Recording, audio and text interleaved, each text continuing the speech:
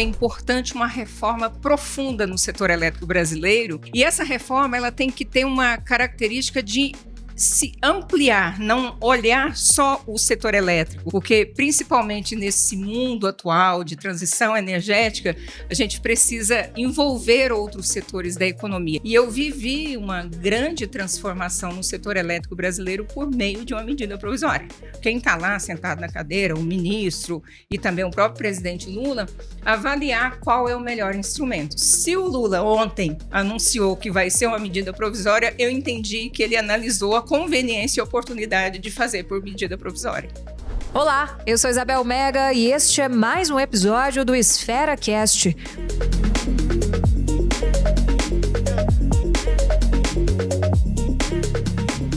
Elber, obrigada por participar com a gente do Esfera Cast. Super importante ter o ponto de vista também do setor que você representa. Queria que a gente começasse com um diagnóstico. Como está o setor hoje? O que é possível avançar no momento? O que é necessário? Muito obrigada pela oportunidade, pela pergunta, parabéns pelo trabalho de vocês. E, olha, a gente precisa de muito para avançar. Desde 2014, nós, do setor, estamos falando que é importante uma reforma profunda no setor elétrico brasileiro, e essa reforma ela tem que ter uma característica de se ampliar, não olhar só o setor elétrico, porque principalmente nesse mundo atual de transição energética, a gente precisa envolver outros setores da economia. Então, eu não falo mais nem setor elétrico, e sim indústria energética brasileira, e aí pensando nos vários segmentos, nas várias formas de consumo, nós precisamos trazer o consumo como um agente importante. O setor elétrico lá atrás e toda essa concepção de modelo que existe, ele está muito voltado para um setor que estava preocupado em prover oferta de energia elétrica para a sociedade. E de lá para cá as coisas mudaram muito, principalmente pelo avanço da tecnologia, mas também pelo avanço da sociedade, pelas discussões das mudanças climáticas e transição energética. Então, nós estamos precisando nos modernizar muito e já estamos atrasados. Qual que é o desafio? Por que a gente está tão atrasado, sendo que a noção de que as coisas são finitas já deveria estar mais clara a essa altura?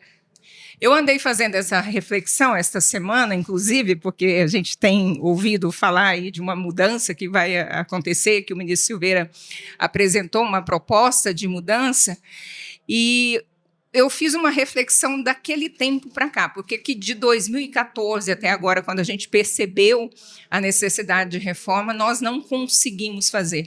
E eu digo nós porque eu estou nessa indústria há 25 anos e eu participei da reforma, da última reforma, que foi em 2004. Há 20 anos eu estava no governo e fizemos aquela grande reforma. E eu percebo que o processo político foi muito complexo de lá para cá. Houve, inclusive, algumas tentativas de mudanças, mas essas mudanças acabaram não acontecendo por questões políticas, principalmente. Tem, na sua avaliação também, sinalizações que o Brasil envia para o mundo que às vezes podem ser um pouco tortas? A gente tem tantos recursos, a gente tem tanto potencial, mas a gente está mesmo mostrando para o mundo que a gente está apostando em energia renovável? O Brasil ficou bem longe dessa pauta há alguns anos. E nós vimos essa retomada da pauta a partir do governo Lula, a partir da eleição do presidente Lula. Eu estava na COP quando ele foi lá e anunciou ao mundo, né, que o Brasil teria um compromisso muito forte com a transição energética. Então, eu dizia naquele momento, e eu participo de várias COPs, já há 10 COPs, e participo do debate do clima, eu dizia que o Brasil precisava se posicionar internacionalmente. Primeira coisa, se posicionar. Ir lá falar, dizer, estou aqui e vou fazer parte. E depois de se posicionar, preparar um plano para toda essa transformação e implementar mudanças. Com o governo Lula veio o plano de transformação ecológica, ele é um plano bem amplo, e vem outros planos junto com esse plano, inclusive a nova indústria brasileira, ou a política industrial verde, e o próprio plano de transição energética.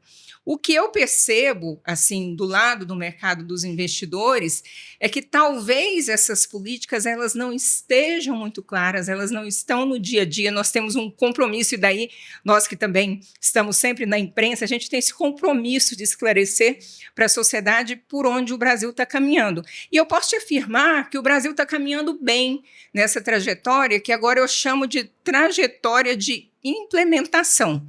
Houve um posicionamento, houve um planejamento e agora está havendo uma implementação. O ano passado foi um ano muito importante para o Brasil no Poder Legislativo, porque o Brasil aprovou uma série de projetos importantes para a transição energética. Projeto de hidrogênio verde, mercado de carbono, o PATEM, combustível do futuro, eólicas offshore. Tudo isso é um pacote muito importante para esse novo Brasil que a gente está construindo. Eólicas offshore teve um veto polêmico, há muita expectativa do setor também em relação à derrubada desse veto, né?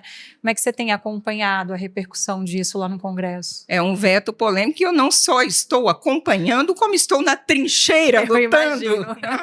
Nós temos um grupo muito grande de associações de investidores que estamos combatendo qualquer tentativa de voltar com esses artigos. Porque, primeiro, que eles são completamente estranhos àquela lei de offshore e eles vão na contramão de tudo que o Brasil está fazendo e, sobretudo, de que o Brasil precisa fazer para promover a transição energética.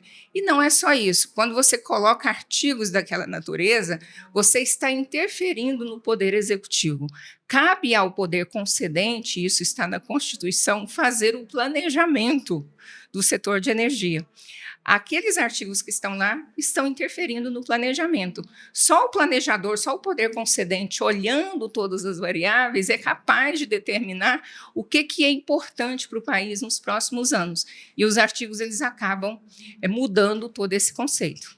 Pensando no que vem pela frente de debate no Legislativo, como é que vocês estão vendo do ponto de vista do setor das eólicas essa reforma do sistema elétrico?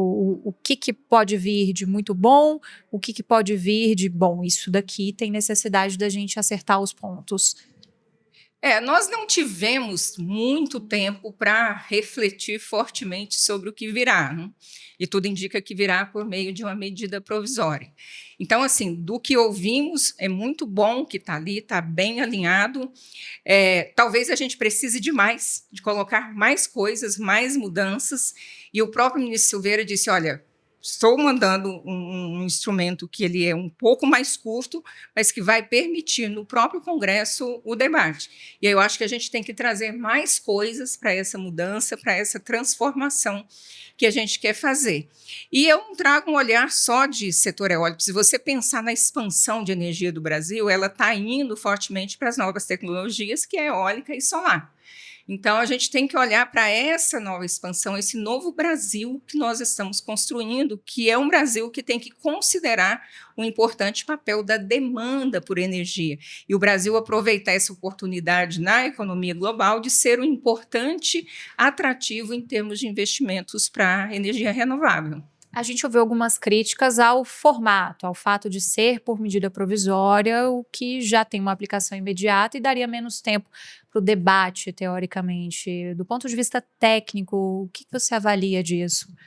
Eu trabalhei muitos anos no governo e tenho uma experiência grande de governo e também agora uma grande experiência no mercado. E eu vivi uma grande transformação no setor elétrico brasileiro por meio de uma medida provisória. Aliás, duas. Foram duas medidas provisórias que foram publicadas e depois transformadas em lei, que é a lei hoje do setor, que tem 20 anos. Então, quando nós estamos no governo, sentados ali na cadeira e temos que tomar decisão e fazer alguma coisa, nós precisamos avaliar a conveniência e oportunidade de fazer aquela mudança. E nós tivemos experiências anteriores que, com um projeto de lei que foram para o Congresso, não saíram de lá até hoje. Então, o PL ele tem esse problema. E talvez seja isso, essa demora em fazer uma grande mudança, trouxe aquilo que uma MP precisa, que é a questão da urgência e da importância da matéria. Então, cabe muito mais ao Poder Executivo, quem está lá sentado na cadeira, o ministro e também o próprio presidente Lula, avaliar qual é o melhor instrumento. Se o Lula ontem anunciou que vai ser uma medida provisória, eu entendi que ele analisou a conveniência e oportunidade de fazer por medida provisória. A gente chegou na reta final do nosso Esfera Cast. 5 perguntas em 1 minuto. Vamos lá. Essa é boa. Uma característica sua que te fez chegar onde você está hoje? Trabalho, loucamente trabalhando sempre. Uma coisa que você faria de diferente na sua carreira? Não faria nada, escolheria 1000 vezes tudo que fiz. Se você fosse presidente, tivesse todo o poder nas mãos, qual a primeira lei que sancionaria amanhã? Amanhã, uma grande lei transformando a indústria energética brasileira, porque eu entendo que o Brasil tem uma grande saída e oportunidade de desenvolvimento econômico e social a partir da energia. Qual o principal desafio do Brasil hoje em uma palavra ou uma frase? A relação entre poder executivo e legislativo. O nome da figura brasileira que mais te inspira? Ai, meu Deus, são tantas. Essa é difícil. Uma figura brasileira, pode ser histórica. Pode ser de ordem pessoal, histórica, viva ou não. As figuras transformadoras, meu Deus, tá difícil. Você foi salva pelo tempo, mas se quiser, sempre tem colher de chá. Então tá bom. Muito obrigada pela conversa. Muito obrigada por acompanhar mais um episódio do Esfera Cast. Não se esqueça de nos seguir neste e em outros canais. Os links estão aqui na descrição. Até o próximo.